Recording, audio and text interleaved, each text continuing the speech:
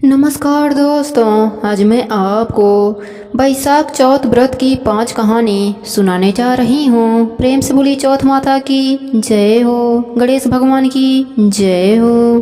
पार्वती जी ने पूछा, बैसाख महीने की कृष्ण पक्ष की जो संकटा नामक चतुर्थी कही जाती है, उस दिन किस गणेश की किस विधि से पूजन करना चाहिए और उस दिन भोजन में क्या ग्रहण करना चाहिए। गणेश जी ने उत्तर दिया, हे माता, बैसाख कृष्ण चतुर्थी के दिन व्रत करना चाहिए। उस दिन वक्रतुंड नामक गणेश की पूजा करके भोजन में कमल गट्टे का हलवा लेना चाहिए। हे जननी, द्वापर युग में राजा युधिष्ठिर ने इस प्रश्न को पूछा था और उसके उत्तर में जो कुछ भगवान श्री कृष्ण ने कहा था, मैं उसी इतिहास का वर्णन करता हूँ। आप श्रद्धा युक्त होकर सुने।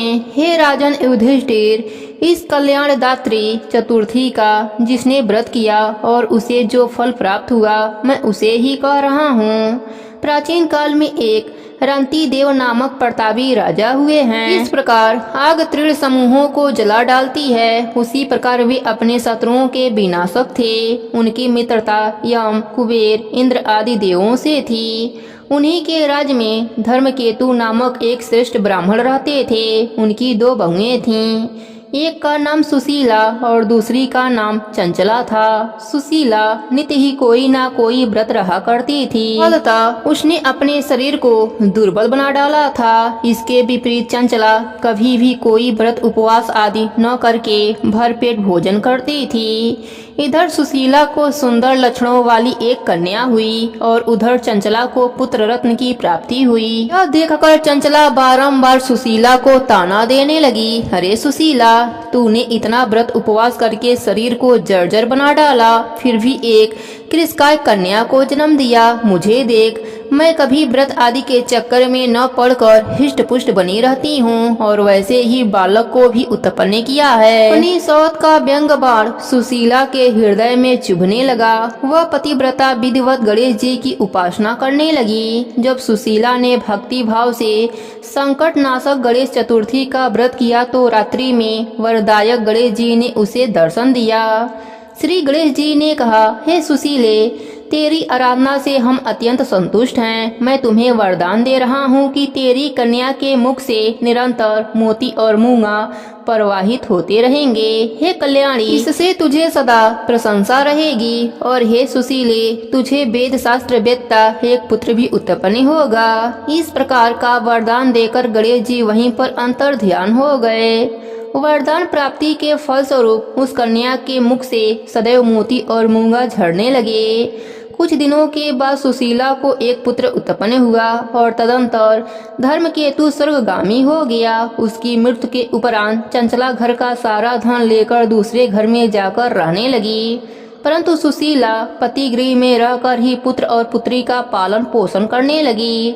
उस कन्या के मुख से मोती मूंगा गिरने के फलस्वरूप सुशीला के पास अल्प समय में ही बहुत सा धन एकत्रित हो गया। इस कारण चंचला उससे ईर्ष्या करने लगी। एक दिन हत्या करने के उद्देश्य से चंचला ने सुशीला की कन्या को कुएं में ढकेल दिया। उस कुएं में गणेश जी ने उसकी रक्षा करी और वह बालिका सकुशल अपने माता के पास लौट आई। उस बालिका को जीवित देखकर चंचला का मन उद्विग्न हो उठा। वह सोचने लगी कि जिसकी रक्षा ईश्वर करता है, उसे कौन मार सकता है। इधर सुशीला अपने पुत्री को पुनः प्राप्त कर प्रसन्न हो गई। पुत्री को छाती से लगाकर उसने कहा, श्री गणेश जी ने तुझे पुनर्जीवन दिया है। अनाथों के नाथ गणेश जी ही हैं। चंचला आकर उसके पैरों में नतमस्तक हुई। उसे देखकर सुशीला के आश्चर्य का ठिकाना न रहा।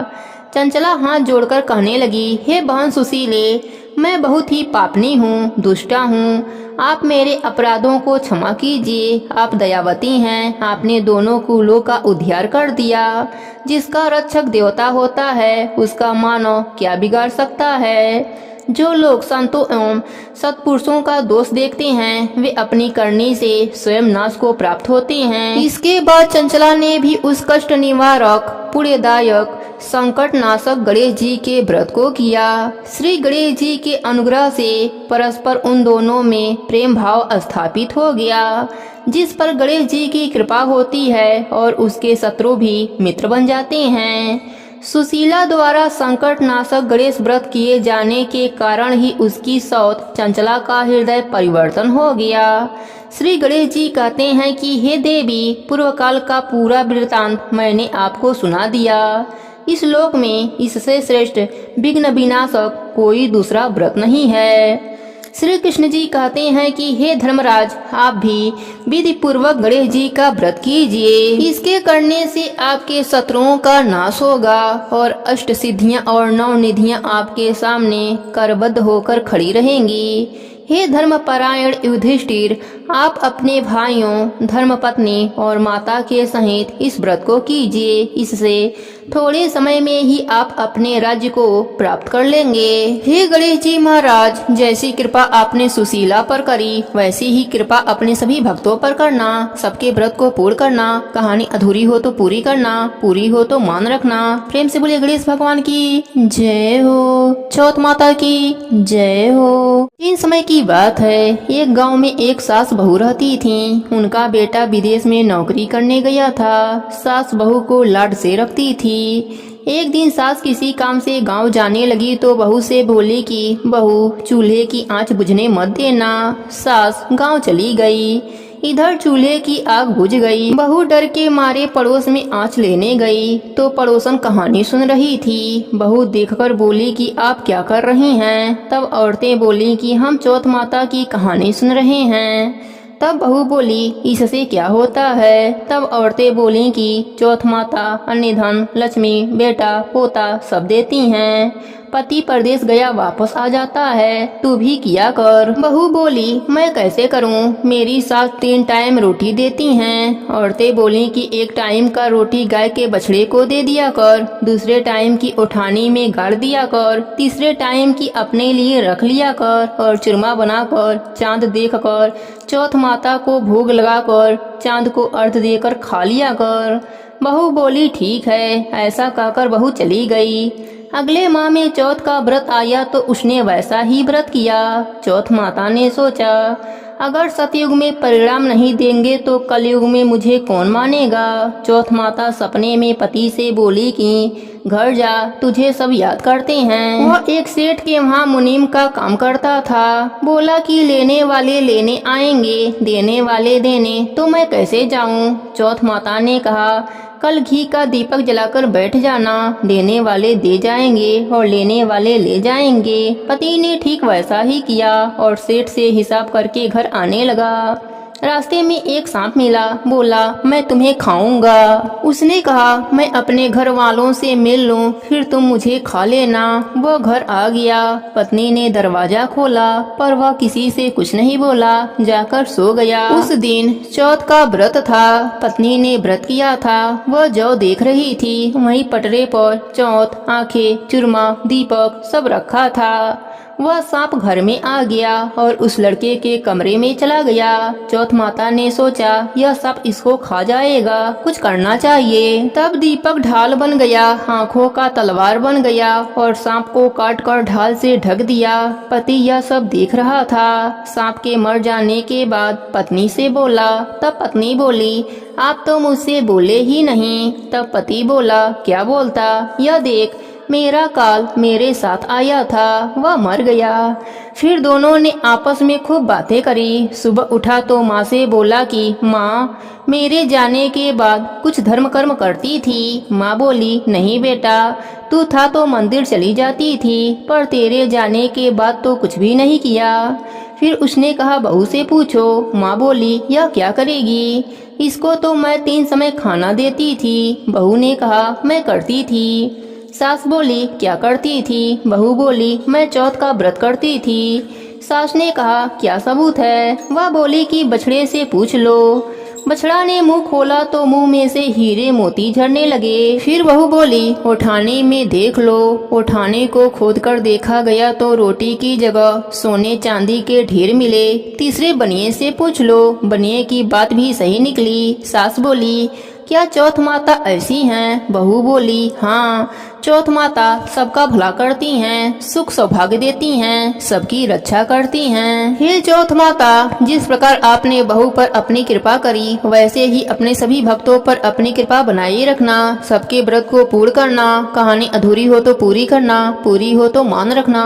प्रेम से बोली चौथ माता की जय हो, गणेश भगवान की जय हो। एक सेठ सेठानी थे, उनका एक बेटा और बहू थी। बहू सबको भोजन करा के फिर स्वयं भोजन करती थी। एक पड़ोसन ऐसी भी थी जो रोज बहू से पूछती कि बहू आज क्या बनाया खाया। बहू कहती ठंडो बासी। एक दिन उसके पति ने ऐसा सुनकर विचार किया कि आज तो पकवान बनाया जाए, फिर देखें कि मेरी पत्नी क्या कहती है। उसने तरह तरह के पकवान बनवाए और घर के सभी लोगों ने एक साथ बैठकर भोजन किया। आज भी पड़ोसन ने पूछा तो बहू ने कहा ठंडो बासी। सेठ के लड़के ने सोचा हो ना हो कोई बात अवश्य है जिससे कि मेरी पत्नी ऐसा बोलती है। उसने पत्नी से पूछा तुम रोज ठंडो बासी खाया ऐसा क्यों कहती हो, जबकि हम सब ने एक साथ बैठकर कई तरह के पकवान खाए। उसकी पत्नी बोली आपने जो खाया वह बाप बूढ़ों की कमाई है। जिस दिन आप कमाकर लाओगे उस दिन मैं समझूंगी कि ताजा भोजन कर रही हूँ। अब एक दिन लड़के ने माँ से कहा मैं बड़े शहर में कमाई करने जा रहा हूँ। माँ बोली बेटा अपने पास इतना धन है कि खाया नहीं खुटेगा। माँ के मना करने पर भी बेटे ने स्वयं कमाने का दृढ़ निश्चय कर लिया और जाते समय पत्नी से बोला कि जब तक मैं कमाकर बहुत सा धन लेकर न आ जाऊं तुम चूल्हे की आग बुझने मत देना। एक दिन चूल्हे की आग बुझ गई। वह मन ही मन घबराने लगी, कहीं मेरे पति पर संकट तो न आन पड़ा। पत्नी जल्दी से पड़ोस में से आंच लेकर चूल्हे में रख दूं, ऐसा विचार करके पड़ोस में गई। वहाँ पड़ोसन ने कहा थोड़ी देर में आकर ले जाना। बहू ने पड़ोसन से पूछा आप यह व्रत क्यों करती हैं, इससे क्या मिलता है। पड़ोसन ने कहा चौथ माता के इस व्रत को करने से अन्य लक्ष्मी मिले और सभी मनोकामनाएं पूरी हो जाती हैं। अब बहू भी चौथ माता का व्रत करने लगी। दीवार पर चौथ माता बनाई। उस दिन घी गुड़ का चूरमा बनाकर रात्रि को चंद्रमा को अर्घ देकर भोजन करती थी। ऐसा करते करते बहुत दिन हो गए। चौथ माता ने उस बहू के पति को सपना दिया कि सावकार का बेटा तू जागे की सोवे, तेरी पत्नी बहुत याद करती है, घर जाकर उसकी चिंता मिटा। तू दुकान खोलकर कक्कू केसर का पलगा बना के बैठ जाना, आज तेरा हिसाब किताब चुकता हो जाएगा। अब तो चौथ माता ने जैसा कहा था वैसा ही हुआ। उसने घर जाने की तैयारी कर ली और गाड़ी भर के धन दौलत लेकर चल दिया। रास्ते में एक बड़ा सा काला नाग फन फैलाकर बैठ गया और कहने लगा आज मैं तुम्हें डसूंगा, छोड़ूंगा नहीं, आज तेरी आयु पूरी हो गई है। सेठ के लड़के ने कहा आज चौथ माता ने मुझे सपना दिया है तो मैं पत्नी से मिलने के लिए जा रहा हूँ। वहाँ मेरी पत्नी बहुत चिंता कर रही है, मैं उससे मिलकर जरूर आऊँगा, तब तुम मुझे डस लेना। नाग ने कहा तुम शपथ पूर्वक कहकर जाओ तो मैं तुम्हें जाने दूंगा, परंतु लौट कर नहीं आए तो तुम्हारे घर आकर मैं तुम्हें डस लूंगा। इस प्रकार सर्प को वचन देकर वह अपने घर पहुंचा। वहां सभी से हंसी खुशी से मिला और भोजन करने उदास होकर बैठ गया। उसकी पत्नी उदास होने का कारण पूछा तो पति ने काले नाग वाली बात बताते हुए कहा कि यदि मैं उसके पास नहीं जाऊंगा तो वह घर आकर ही मुझे डस लेगा। पत्नी बहुत चतुर थी। उसने कहा कि आप घबराओ मत, जाकर सो जाओ, मैं एक उपाय करती हूँ।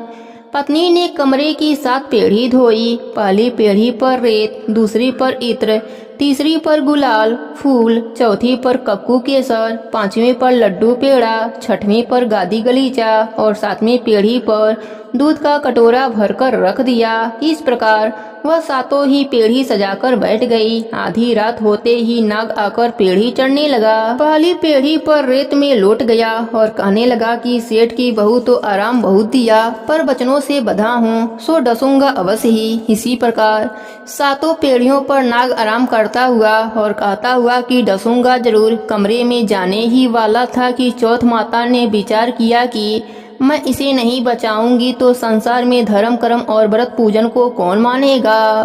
अब गणेश जी, चंद्रमा जी और चौथ माता ने उसे बचाने का विचार बनाया।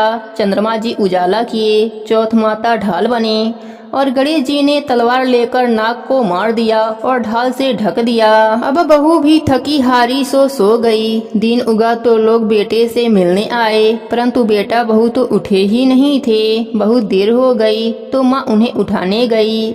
माँ ने सातों पीढ़ियों पर जो कुछ देखा तो बहुत घबराई और बेटा बहू को आवाज लगाने लगी। बेटा बहू उठे तो देखा एक ढाल तलवार वहीं पड़ी है। अब ढाल उठाई तो वही काला नाग मरा हुआ पड़ा है। बेटा बहू ने सोचा कि आज तो धर्म कर्म ही आड़े आए, जो गणेश भगवान और चौथ माता ने अपनी रक्षा करी। हे चौथ माता, जैसे आपने बहू बेटे की रक्षा करी, वैसे ही अपने सभी भक्तों पर अपनी कृपा बनाए रखना। कहानी अधूरी हो तो पूरी करना, पूरी हो तो मान रखना, सबके व्रत को पूर्ण करना। प्रेम से बोलिए चौथ माता की जय हो, गणेश भगवान की जय हो। एक नगर में एक बुढ़िया माई रहती थी। वह अपने बेटे की सलामती के लिए 12 महीनों का चौथ का व्रत करती थी। हर चौथ को पंसारी से थोड़ा सा गुड़ और घी लाकर 4 लड्डू बनाती, एक बेटे को देती, एक से पूजा करती, एक हथकार के लिए निकालती और एक चांद उगने पर खुद खा लेती थी। एक बार उनका बेटा ताई से मिलने गया।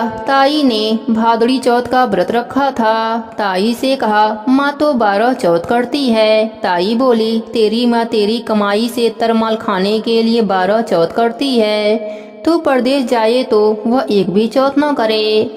लड़के को लगा ताई सच कर रही हैं। घर आकर माँ से कहा, माँ मैं परदेश जा रहा हूँ, यहाँ तू मेरी कमाई खाने पीने में उड़ा देती है। माँ ने समझा कर रोकना चाहा, पर बेटा नहीं माना। माँ ने उसे साथ ले जाने के लिए चौथ माता की आंखें दिए और कहा, मुसीबत में यह आंखें तेरी मदद करेंगे। वह आंखें लेकर रवाना हो गया। घूमते हुए एक नगर में पहुंचा। उसने देखा एक बुढ़िया माई रो रही हैं और पुआ बना रही हैं। उसने कारण पूछा तो बुढ़िया माई ने कहा, बेटा इस नगर की पहाड़ी पर एक दैत्य रहता है। पहले वह नगर में आकर कई लोगों को खाने के लिए मार देता था, इसलिए यहाँ का राजा उसे खाने के लिए हर घर का एक आदमी उसके पास भेजता है। और आज मेरे बेटे की बारी है, इसलिए रो रही हूँ और उसी के लिए पुआ बना रही हूँ। वह बोला, तू पुए मुझे खिला दे, तेरे बेटे की जगह मैं चला जाता हूँ। बुढ़िया माई ने खीर पुए उसे खिला दिए। खा पीकर वह सो गया। रात को राजा के सैनिक आए तो बुढ़िया माई ने उसे भेज दिया। दैत्य के सामने पहुंचने पर उसने चौथ माता की आंखें दैत्य की तरफ फेंक कर कहा, हे चौथ माता, यदि मेरी माँ मेरी सलामती के लिए व्रत करती हैं तो दैत्य का सिर कटकर गिर जावे। तुरंत दैत्य का सिर कट गया। लड़का वापस आ गया। राजा ने उसे उपहार देकर विदा किया। चलते हुए एक दूसरे राजा के नगर में पहुंचा। इस राज्य में आमा तभी पकता था जब एक इंसान की बलि दी जाती थी। सिपाहियों ने उसे पकड़कर आमे में चुन दिया। लड़के ने आंखें आमे में डाले और कहा, हे चौथ माता, यदि मेरी माँ मेरे लिए व्रत करती हैं तो आमा मेरे बलि के बिना ही झट से पक जावे। आमा तुरंत पक गया। आमे में से मिट्टी की जगह सोने चांदी के बर्तन निकले। अंदर से लड़का बोला, बर्तन धीरे धीरे निकालना, मुझे लग जाएगी।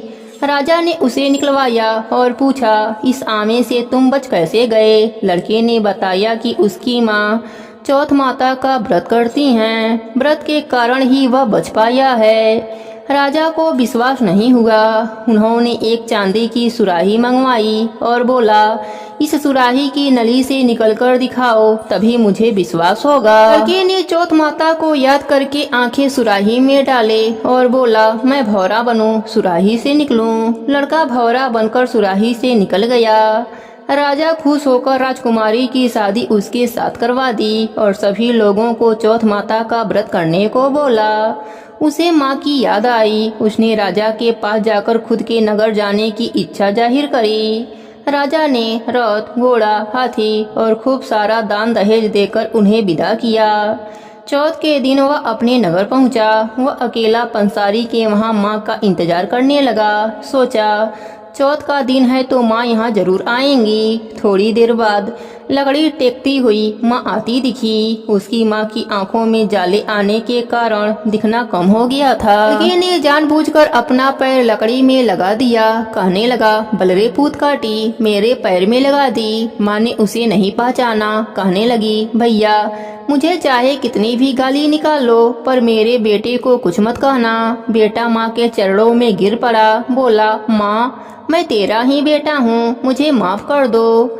माँ ने उसे गले से लगा लिया। नगर के लोगों ने विश्वास नहीं किया कि वह उसी का बेटा है। बुढ़िया माई ने चौथ माता को याद करके बोली, हे चौथ माता, यदि मैंने अपने बेटे के लिए व्रत किया है तो मेरे स्तन में दूध भर जावे और उसकी धार मेरे बेटे के मुंह में गिरे। माँ के स्तन से दूध की धार निकलकर बेटे के मुंह में गिरने लगी। लोग चौथ माता की जय जयकार करने लगे। उस नगर के सभी लोग चौथ माता का व्रत करने लगे।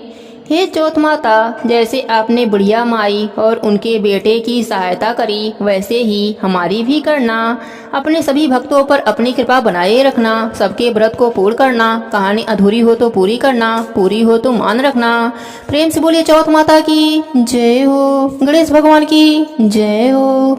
अब सुनते हैं व्रत को पूर्ण करने वाले गणेश भगवान की कहानी। प्रेम से बोलिए गणेश भगवान की जय हो। दोस्तों, यह आडंबर दिखावा तो केवल संसार को रिझा सकता है, परंतु प्रभु के लिए तो सच्ची भक्ति, सच्चा प्रेम चाहिए। चाहे भगवान को हम किसी भी रूप में पूज लें, भगवान हमारे प्रेम में बंधकर उसी रूप में खींचे चले आते हैं। ऐसा ही हुआ सुमित्रा के साथ।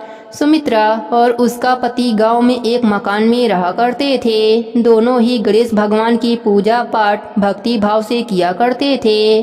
सुमित्रा की कोई संतान न होने के कारण उन्होंने गणेश भगवान को ही अपना पुत्र मान लिया था और सुमित्रा ने उनका नाम विनायक रखा था। प्रभु की भक्ति, सेवा, खिलाना पिलाना, सुलाना बालक की तरह ही किया करती थी। उनसे कोई भी उनके संतान के बारे में पूछता तो वह गणेश भगवान को ही अपना पुत्र बताया करती थी। सुमित्रा हर गणेश चतुर्थी का व्रत करती थी। गणेश भगवान को अपने पुत्र के समान प्रेम करती थी और भोग लगाती थी। भगवान भी सुमित्रा के पुत्र पास में बढ़ते जा रहे थे। एक दिन गणेश चतुर्थी पर प्रभु ने भी अपना प्रेम का परिचय देते हुए सुमित्रा के द्वारा बनाई गई खीर का भोग खा लिया। जब पात्र को खाली देखा तो सुमित्रा की आंखों से आंसू झरझर बहने लगा। वे कहने लगी, आज तो मेरा बच्चा बहुत भूखा है। आज मेरे बालक को बहुत जोरों से भूख लगी है। पूरा पात्र खाली है। आप चिंता मत कीजिए। आपको खीर इतनी पसंद आई है तो मैं रोज आपके लिए खीर बना दिया करूंगी। ऐसा कहकर अब सुमित्रा रोज खीर बनाती और प्रभु को भोग लगाती। ऐसे ही समय बीतता चला गया और प्रभु ने सुमित्रा को मां बनने का सौभाग्य प्रदान किया। अब सुमित्रा अपने आप को 2 पुत्रों की मां बताती, बड़ा विनायक और छोटा वैभव। समय के साथ वैभव बड़ा हो गया। माँ ने उसको खूब पढ़ाया लिखाया, उसकी शादी करा दी। शादी के बाद वैभव के पिता स्वर्ग सिधार गए। अब सुमित्रा बहू बेटे के साथ रहने लगी। वैभव का मन गांव में नहीं लगता था। उसकी नौकरी कलकत्ता में लग गई। वैभव को गांव छोड़कर जाने का एक अच्छा बहाना मिल गया।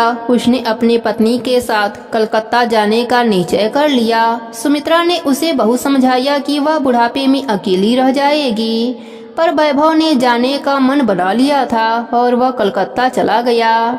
ऐसे ही 5 वर्ष का समय बीत गया। सुमित्रा की अब उम्र हो चली थी। उसका स्वास्थ्य भी ठीक नहीं रहता था, पर उसने गणेश भगवान की भक्ति करनी नहीं छोड़ी थी। उम्र के साथ साथ शरीर थकने लगा। परिश्रम भी सुमित्रा के बस की नहीं रह गई। पुत्र विनायक से यह सब देखा नहीं जा रहा था कि मेरी माँ अब कैसे ढलती जा रही है, बीमार रहने लगी है। वह वैभव के हम उम्र बनकर कलकत्ता जा पहुँचे और वैभव से मिले।